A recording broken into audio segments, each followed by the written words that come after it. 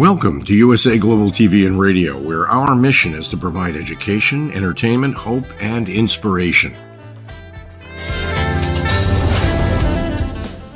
USA Global TV and Radio connects you with experts and audiences all around the world every single day to help you succeed in business and to live a richer life. Visit us at usaglobaltv.com to learn about career and life-changing training and mentoring programs like the Listening Mentor. Subscribe to our newsletter to stay informed about our special programs and offers. Discover how you can become a guest on one of our shows or a host or producer of a USA Global TV and Radio show of your very own. That's USA Global TV and Radio, where the doctor is always in.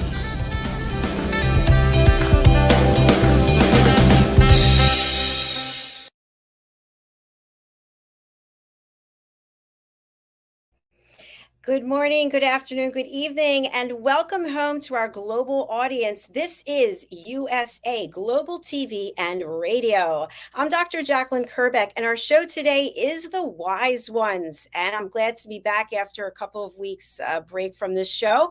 The star of our show is Mr. red.olaughlin, and he's invited an incredible guest. Let's learn what Red has been up to, aside from helping me publish all of my books, aside from publishing his own books, aside from being here today. This is his third show, coming back for a fourth one. And of course, all the work he does as a longevity expert, as a distinguished Toastmaster, as someone who coaches people on how to write books. There's so many more things I could go on and on, but then the show would be over and our guests wouldn't come out. So welcome to the program, Red. Hello.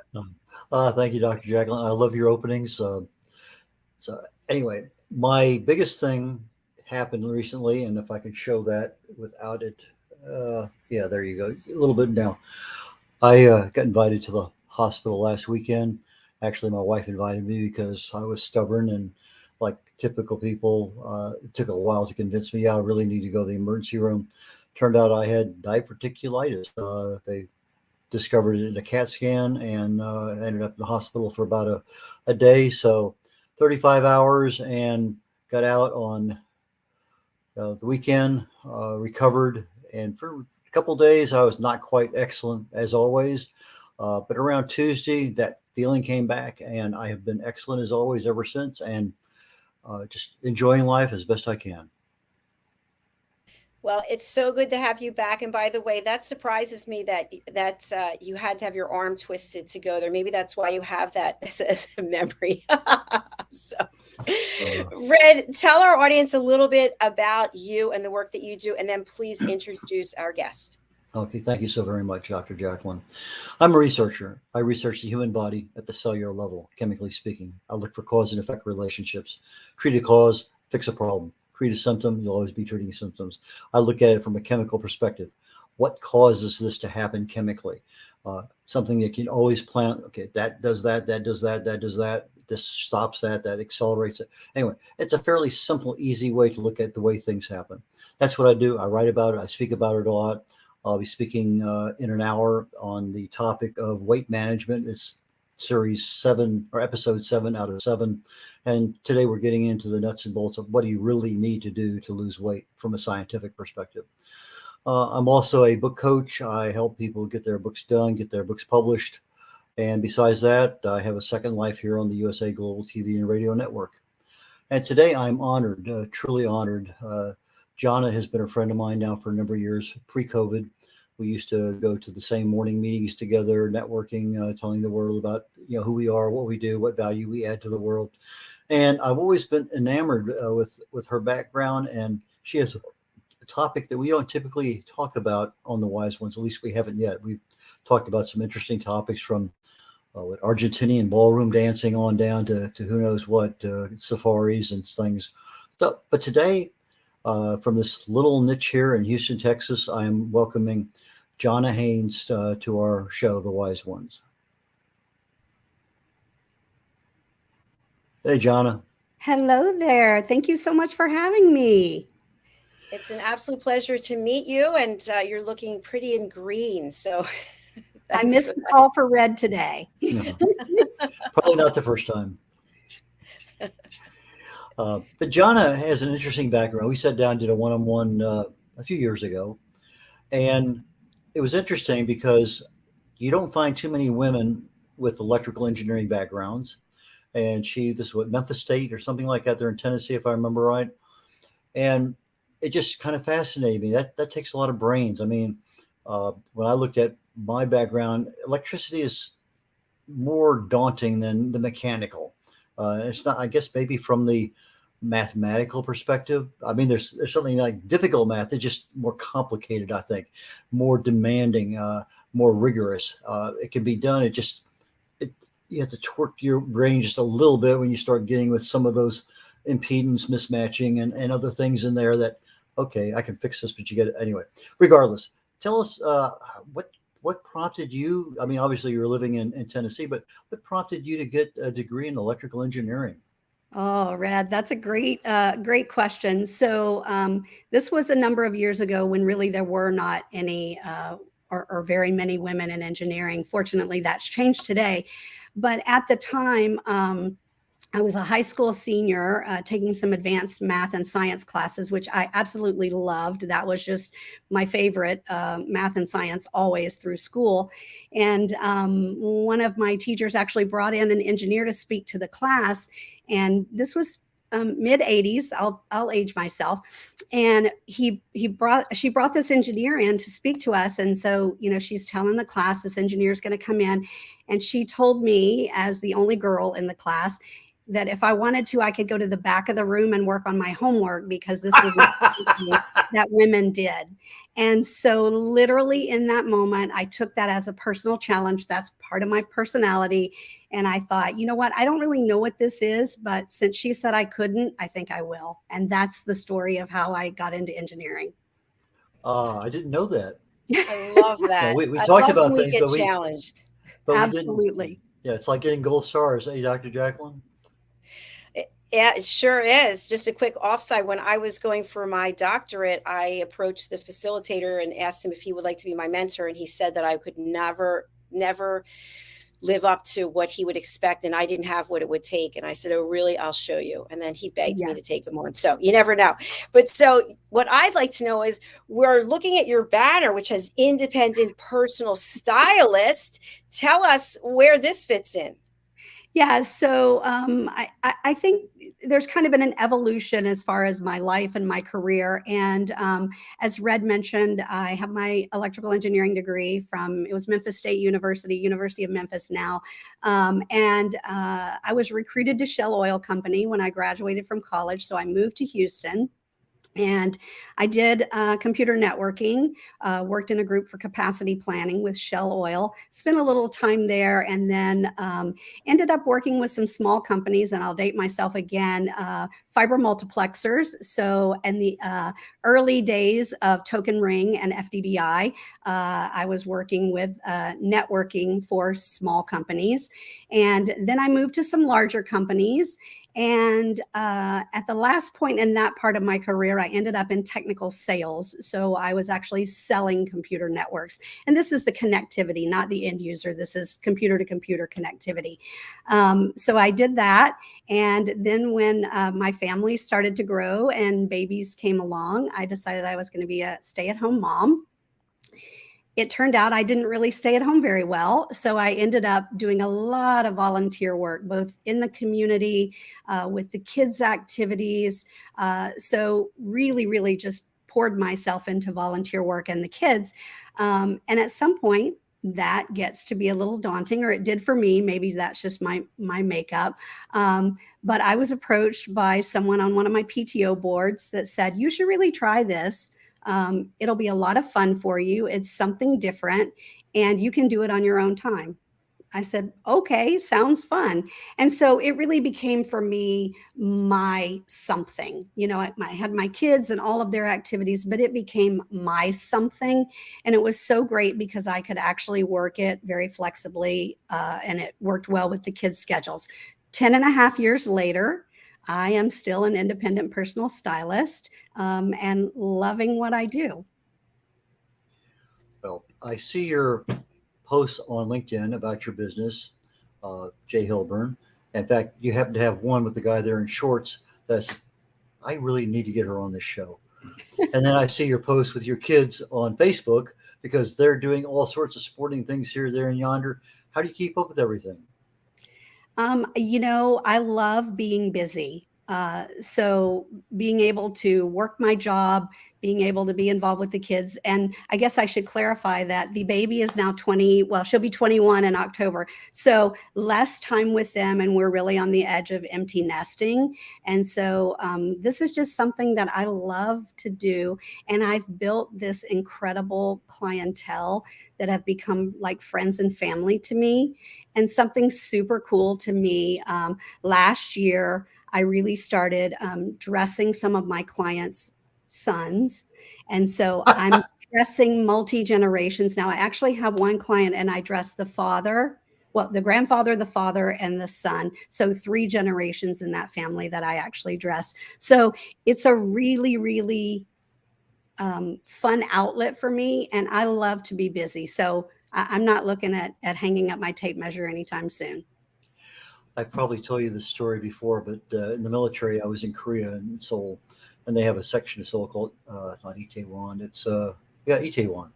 It's getting confused with another place. Anyway, a friend of mine, a really good friend of mine, we walk into this tailor shop just to kind of look around, and the guy comes out, shakes our hand, says, "I'm so and so. I'm your tailor, personal tailor." And the first question after we did little pleasantries was, "Tell me what you have in your closet." And we did. And I said, "I'm really interested in this." He says, no, you don't understand. I'm your personal tailor. I'll tell you what you really need. And from an Oriental perspective, that was totally unexpected. That's not the way they do. But he was very correct. He said, "You have this and this. You don't need what you think you need. You really need that." And he was so correct. Because we don't have the knowledge that you have about being a stylist, about knowing what is not necessarily trending, but what's appropriate. I mean, I think I read the book back in the 70s, Dress for Success. And I think I had a couple brown suits back then. They said, no, in business, you don't want to have a brown suit. So I said, okay. But fortunately, I was traveling overseas. I could go to Hong Kong or Bangkok or whatever and get new clothes made. But it's we don't know what we don't know.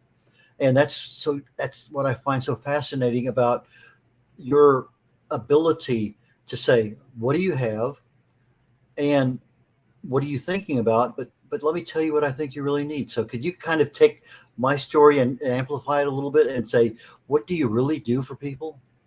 Yeah, so you hit the nail on the head. I don't just sell clothing. You can go buy a shirt anywhere.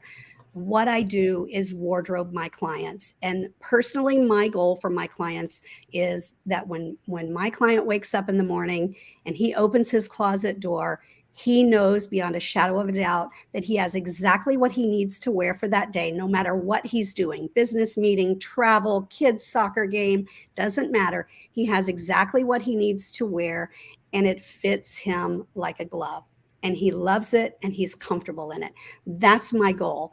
My services go, they're kind of broad. So I do work with my clients in exactly the way you mentioned. So we will do closet edits. We can sit and look at what's in your closet. And as the gentleman did for you, tell you the things that you need, things that are, quote, holes in your wardrobe. We can do that. Some wives really like when I come in and get rid of some older things in the closet that, somebody just insists on hanging on to. Sometimes it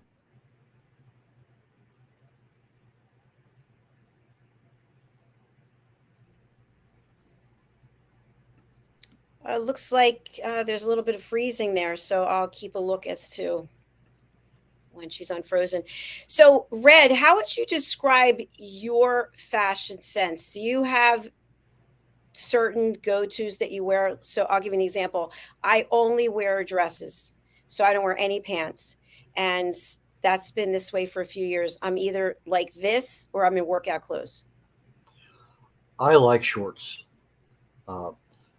I fell in love with running shorts many, many years ago. I just like something well above the knee. When the shorts started getting down, touching the knee, I don't like that. Now, that doesn't bother me with trousers, but it really bothers me with shorts. I don't know why, but I don't like to have that material, that hem around my knees. I like it above the knees. I don't like it on or below the knees with shorts. So my fashion sense is non-existent. I know that. I realize that as a fact. I have to ask my wife, does this match? Because to me it looks great, but I don't have that fashion sense, the color coordination. I don't have that, but I rely on her judgment. Just like she'll turn around and say, do these blues match or whatever? And I say yes or no, just with an instant, because they either do or they don't to me, but I can't make that decision. So, shorts and a Hawaiian shirt or t-shirt, and I'm a happy camper. Oh, glad to hear it, because we only see you from this far up. But so Yanni, you were frozen. So let's spotlight you again. Yeah, so I love hearing you say that, Red. And the beauty of what I do as well is I meet my clients where they are. I'm not going to try to dress you in something you're not comfortable in, but I will try to talk to you about, what things look good on your body type, what things are appropriate for the activities that you're doing. And the awesome thing about custom is we can make your shorts as long or as short as you want. And I do everything from casual t-shirts and shorts through business casual, suiting, and all the way to formal wear. So I can dress you for any occasion. And again, the idea is to stay in your lane, stay in things that you're comfortable with, but things that are quality garments that fit you very well. Yeah. Well, having been exposed to Hong Kong and Bangkok and Seoul and Germany, I think I bought 3 or 4 suits in Germany. It's interesting. Once you have an appreciation for what you need, you can tweak that and get just something a little different, a little offset.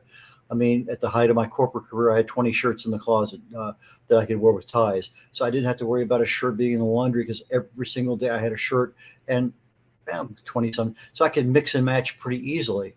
And so that made it convenient. But for most of us, we don't have the extra 3 or 4 suits or the extra dozen shirts. So how do you handle something with mix and match when you have a limited budget, you have a limited availability in your closet? How do you help your clients do that? Yeah, that's a great question. So I do spend a lot of time talking to my clients about what's in their closet, because there may be things in their closet that are perfectly fine. So we're going to make use of those as well. And then we will have garments that work with them that do mix and match.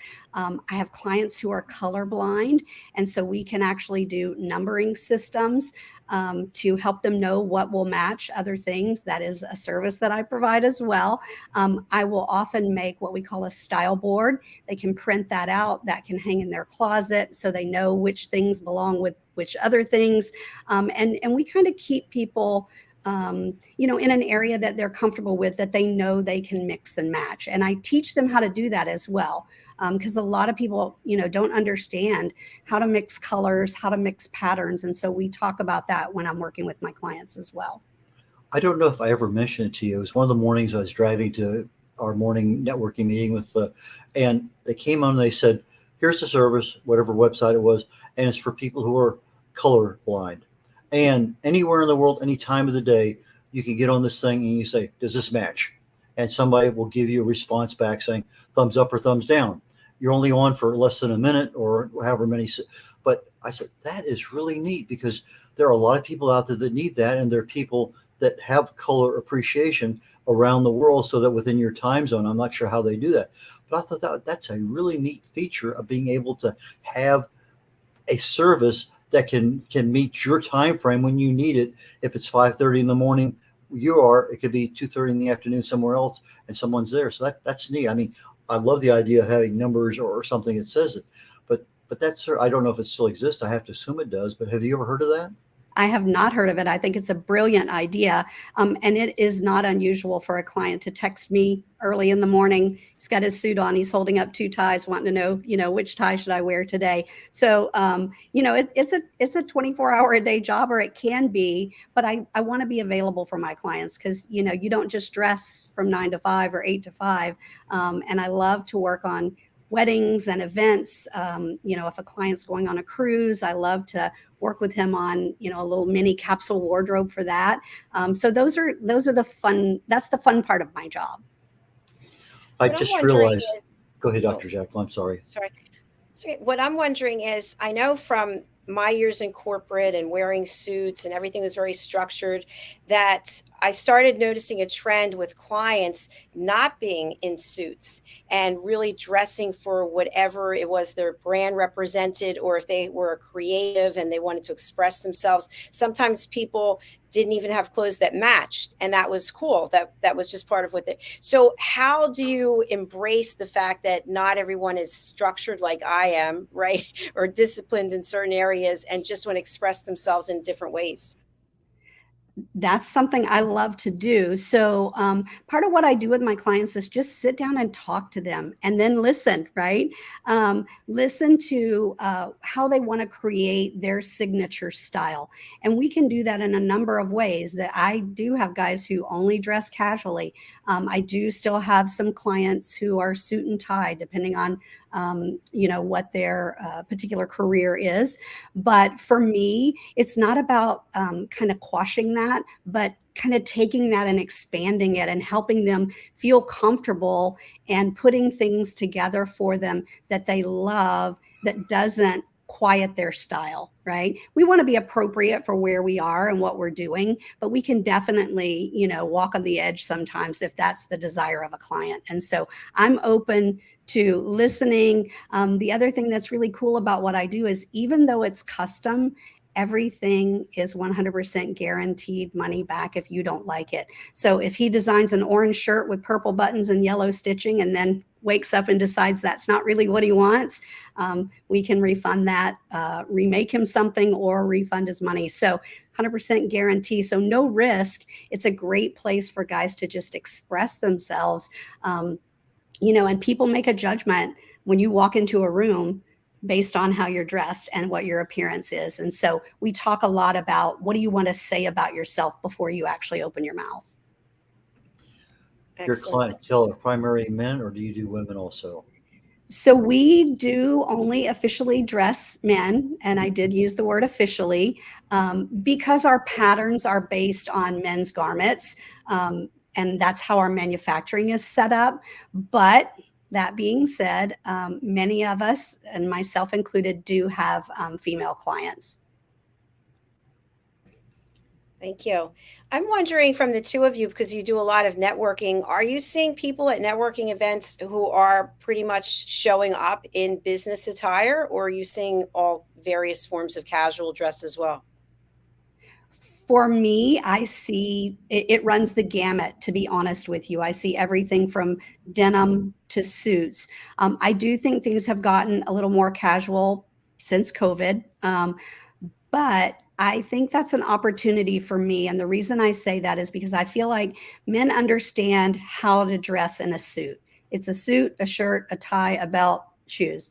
And they understand what that looks like and how to put that together.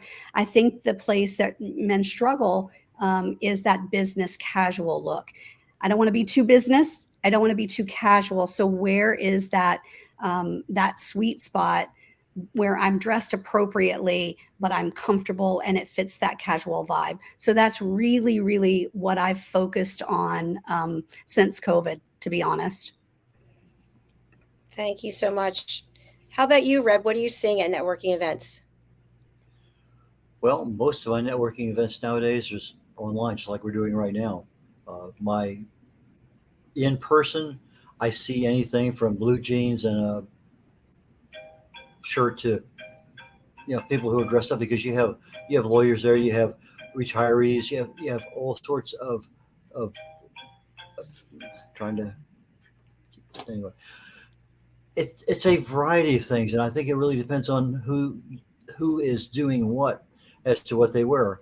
I see in the last 5 years probably definitely fewer suits, because the more professional people are not networking like they used to. So what you're seeing is the other side of the equation, where people realize they have to come out, and they just come out because they're dressed for however they dress every day. So from my perspective, I think it's changing, but there's still a need for both ends of the spectrum. You need people, if you're a doctor, lawyer, a professional that we would consider, or who just happens to have the dog pound over here. It seems to make a difference, but I'm not seeing a major one. I'm seeing corporations, shift. But again, it's not a major shift, but it's a shift. What do you think, Dr. Johanna? Yeah, I definitely see the shift. And there are fewer careers that are requiring the gentleman to actually wear a suit now. I'm seeing that mostly in my finance clients. I have a lot of medical finance because Houston's Med Center is very large. My attorneys, when they're in court, obviously are wearing suits in the office. They are not, and they used to. But what I like to do is kind of put together that polished business casual look where they're comfortable. Maybe throw a jacket on with some 5 pockets or chinos. We can even dress up a polo shirt. So we're not talking about a polo shirt with your company logo or anything like that, but something that fits you very well, that looks very professional under a jacket, and still get that casual look, but be put together. Maybe that's the right word, making sure they feel put together. Great point. Thank you. And something I just want to mention, because I live on an island, I think if men or women, whomever, if you're going to show your feet, let's have some hygiene. What do you think about that, Johanna? No, and I love that you bring that up, because I don't just dress my clients. We do talk about all things that make you look and feel better. We talk about our weight. We talk about working out. We talk about healthy diet. We talk about, having your nails look nice and neat. We talk about having your shoes polished and your belt not be all raggy. So that is definitely a part of what I do. Again, it's not just about selling a garment. It's about helping them put together the look that they'd like to present to the public. So you're right. That's a huge part of it. Thanks for sharing that. That is important. What has changed, say, since pre-COVID? We're now post-COVID. What has shifted in whatever direction that this was 5 years ago? This is what I would have told you, but today I'm going to tell you something a little different. What response would you have to that? What changes? I don't think there's a lot as far as what I would tell people to do. It's always about dressing in a way that is appropriate for the situation, appropriate for your body type, but that also makes you feel comfortable. I will say in my business, we talked a lot about the fact that things are a little more casual than they were before COVID. But another thing that happened during the COVID timeframe for my business is our company invested in some technology that allows me to work remotely with clients. So this has opened up a huge opportunity for me. I literally do not have to be face to face with my client with my tape measure anymore. We have a virtual measuring app, and we have a questionnaire it technically goes back once the client answers the question, does regression testing back through our database and gives predictive measurements. So between that and the measuring app, I'm now able to work with clients remotely that I couldn't do before. So that's been a shift in my business from before COVID. I'm sure you probably see. Oh, sorry. I just want to say I'm glad that you clarified that, because we do have a global audience. So if there's not somebody who's right there in the immediate area, you're able to work them. Yeah, we do only work in the United States, in the continental US, but yeah, definitely anybody in the US would love to have them for clients. Excellent. Red? People gain weight, lose weight with some degree of regularity. So you may have somebody who their big size might be, say, a 44, but when they lose their weight, they're down to a 40. It doesn't look right. So I'm sure you probably had that more than a couple times. So how do you help people who kind of rise and fall with the weight gain? Yeah, that's a big part of my business as well. So there's a few things that we address with that. First of all, again, it's talking to my clients, listening to my clients, and understanding that, how their bodies change when they gain and lose weight. Typically, if you're going to lose 10 pounds or less, it really doesn't affect the sizing of your garment. Something may feel a little tighter or a little looser, but we really don't deal with that. When we're talking about losing enough weight that we're losing inches, there's a few things that are super important. First of all, I have an excellent tailor that I use. Actually, I have multiple tailors throughout the city that I use. And so if we need to alter garments, we have the option to do that. And again, it's listening to a client. So if they're at their low weight right now and they feel like they might move up, we might go up a little bit in sizing just to keep them comfortable. So it's about having that conversation and understanding and having a really good tailor who can help out when we do need to make some alterations. That sounds pretty interesting because alterations are going to occur. Very few people probably keep the same suit for the 20 years. I mean, we just naturally change over time. Yeah. Yeah. Sadly, And we're weight letting them redistribute. out. Sorry. I'm sorry. Sadly, we're usually letting them out, right? Well, and during COVID, I had some major either larger weight gain or lots of weight loss. So we did have a lot of clients that had some major changes during COVID. And I like to revisit my clients and take new measurements about once a year, just so that we know everything is up to date for them. Hey, correct me if I'm wrong. Aren't you a runner also? Or were? I don't run much anymore, to be honest with you. And I never really considered myself a runner. This probably goes back to that super competitive side of me. I had a friend who wanted to run the Houston Half Marathon several years ago. So we ran that together and I got the running bug a little bit. And so I did run the Houston Marathon and I checked that off my bucket list and kind of hung up those running shoes. Yeah, You mentioned earlier about, I think you mentioned about events. Can you share a little bit more about the work you do there? Yeah, so one of my favorite things to do is when I've got a client who has an event. Weddings are super fun. Very often I'll have a groom here in Houston and his groomsmen might be scattered across the US. So we use our virtual measuring tools and we get them all suited up. So weddings are really big. I also love to do when people are vacationing. So, cruises are really big. And I love when a client's going on a cruise so we can plan their wardrobe for that cruise, right? They love to get in some new things. And so we'll do that. And that will usually be some casual pieces and then some dressy pieces for dinner on the ship. And then, big business trips are another, I'll call them events.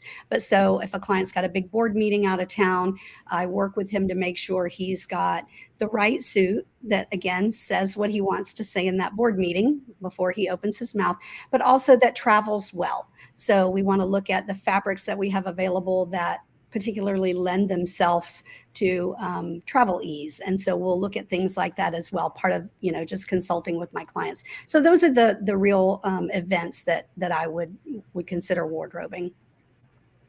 Thank you. Typically, I wear a white shirt and tie. This is probably the first time in 2 years on this show I haven't, because I wore this for 2 shows already today, and my mind didn't catch it. You really need to go change. So I'm debating now whether I want to change for the next show or not. Probably not, now that I've already mentioned it. But this particular fabric, I mean, I can roll it up in a ball, stick it in a bag, staple it together, and a week later I open it, it's not a wrinkle. It just, some materials are exceptionally wrinkle resistant. How do you handle that wrinkle issue with your clients? So there's a few things. First of all, there are non-iron fabrics, and those are actually chemically treated so that you can wash them at home, throw them in the dryer for a little while, hang them up, and they're good to go. So we do have that option. We also have what we call wrinkle resistant, which is the word that you used. And that is not chemically treated, but it's the way they weave the fabric so that it does have to be ironed or pressed or steamed or whatever you're going to do. But throughout the day, it's going to resist wrinkling. Like when you put your seatbelt on, that wrinkle you get across the front of your shirt, or in the elbow of your sleeve, it's going to resist that wrinkling. And that is actually the way they weave the fabrics. And then we have fabrics that also have stretch incorporated in them in one of two ways, either with a synthetic fiber that's weaved in, or that the way they actually weave the fibers allows them to have some stretch qualities. So another conversation that I'm having with my clients is about how they take care of their garments. Do they want to wash and wear? Do they want to dry clean? And, do they like that stretch? Do they not like the stretch? Do they like, when things are wrinkled? Because we do have products like linen that does inherently wrinkle, and it's supposed to wrinkle, and you embrace that wrinkle. So my Italian friends tell me. And so we talk about those things before we actually choose fabrics and design their garments. Do you have a problem with allergies or sensitivities to particular types of fabrics? I have actually had some clients that had some wool allergies, and so we work through fabrics that that do not contain wool. It can be challenging. Well, we're getting here toward the end of the show. So who is your ideal client? How do they reach you? What value do you give? So I'll turn it over to you there, John, to close out the show. Love it. My ideal client is someone who is busy and may not have time to shop. Someone who has trouble buying off the rack because of his sizing. Either he's a larger guy, he's a smaller guy, he has long arms, something like that makes it difficult for him to buy off the rack. And basically anybody who is interested in upping their wardrobe game. You want to look and feel better in what you're wearing. That's the ideal client for me. I used to say any guy who wears clothes is the ideal client for me. I'm here to help. What I provide is a service. And so just definitely interested in working with people who are looking for that type of service. I know that when I wear a shirt, the tie, that sometimes my neck is 17, sometimes it's 16. It kind of goes back and forth. What options do you have other than having two different size shirts for when you gain that extra 10 pounds? So what do you tell your clients? Well, so we actually do that neck measurement, and then we add some garment ease to that when we make the shirt. If you fluctuate enough that you need some assistance there are collar extenders. It's a little trick of the trade that you can purchase that actually will kind of give you some relief in that collar area. But it's good to know that there are two places that will tend to shrink on a shirt, and it's the neck and the cuff. And it's not the fabric that's actually shrinking, it's the inner lining. It happens over years. It shouldn't happen, in a short amount of time, but that will be a discussion again that I'm going to have with my client. How much do you fluctuate? Do you need to breathe when you have that buttoned? What's your comfort level in that? Yeah. My last burning question is, I've always had a double Windsor knot forever and ever and ever. Are you seeing any changes in industry with regard to knot preferences for ties? I say in men's fashion, pretty much anything goes. And I see guys who love a smaller knot, and I see guys who love a larger knot. My job is to let you use the knot that you want to use, but help you choose a collar style that will showcase that knot. And so we have multiple collars that we can put on that shirt. So that's kind of where I address that issue. Pretty much anything goes in men's fashion. Is button down still an option nowadays? You can buy a button down. Button down is a little more casual and don't typically see that worn with a tie. But yeah, we do that in a casual shirt often. Okay. Johanna, we have your contact information here, but for people who can't read it, can you please share what is the best way for people to reach out and to hire you? Yeah, probably the best way to get me is via email, and it's Johanna, JOHNNA .Haines @jhilburnpartner.com. Haines is spelled Haines. Yes. Hilburn, HILBURN. Correct. .com. Yep. And I'll throw out my phone number if that's easier, 713-962-5224. And with the age of Zoom, you don't need to be going to their house to measure them because you have the ability to do it online. That's correct. Yep. John, I just want to clarify, did you say there's a dot in between your first and last name for your email address? It is. It looks like I did not type that correctly. You are correct. It is Johanna Haines. My mistake. If you can put it in the private chat, we'll go ahead and add it there. So yes, sure can. Thank you so much for being our guest and for sharing this interesting information that is really applicable to anybody in the United States who wants to reach out to you and is interested in getting themselves in style with their own personal stylist. Thank you so much. It was so nice to talk to you guys today, and I appreciate you letting me share what I do. It's our pleasure. I look forward to connecting with you on a networking event sometime in the future, because I just haven't seen you in a while. But regardless, thank you so very, very much for joining us today. You made my day. You really did. Thank you. Thank you so much, guys. Appreciate it. Thanks again. Bye-bye. Bye now. Red, thanks to you. I know your next show, Talking Heads, is coming up. How can people reach out to you, and who would you like to contact you? My primary contact method is phone or email. My email address is red.olaughlin@gmail.com. That's red like the color, R-E-D, .olaughlin, OLAUGHLIN. So that's red.olaughlin@gmail.com. And red.olaughlin.com is my website. It has my telephone number and my email address on it. I prefer just a phone call, pick up the phone, call me, or send me an email. Those are my two primary ways of contacting me.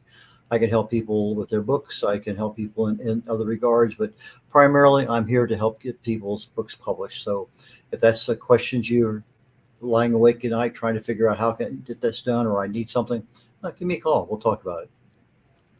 All right. Thank you so much. And I look forward to seeing you on our next show.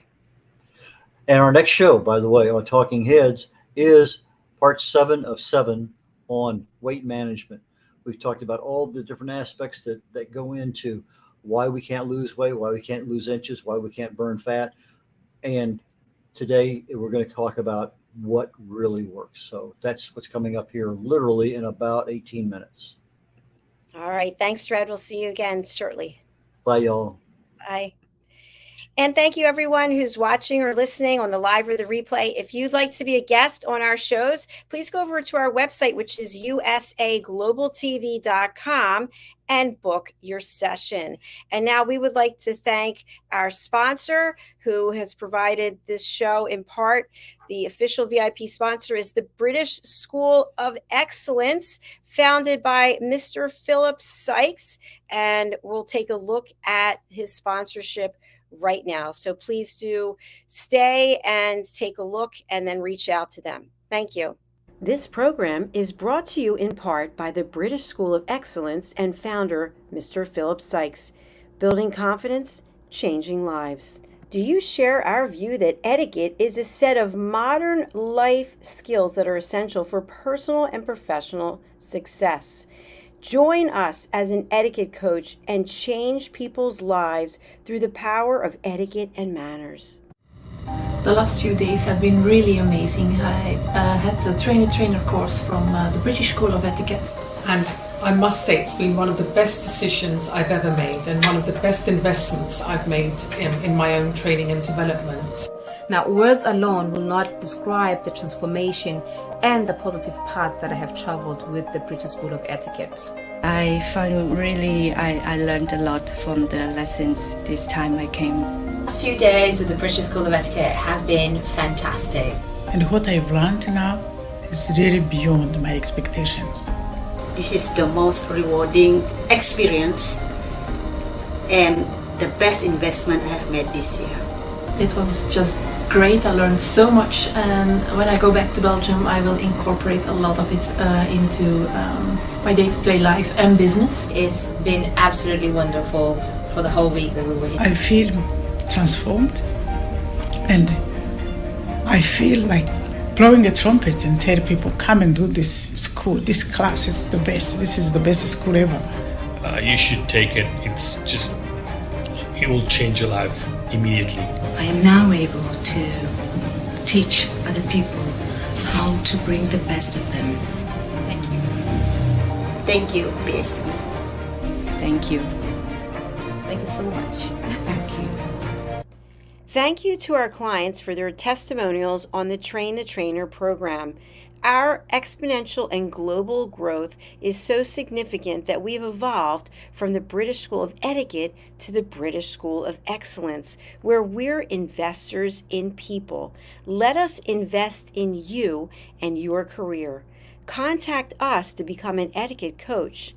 Go to thebritishschoolofexcellence.com. Start your career and elevate your success today.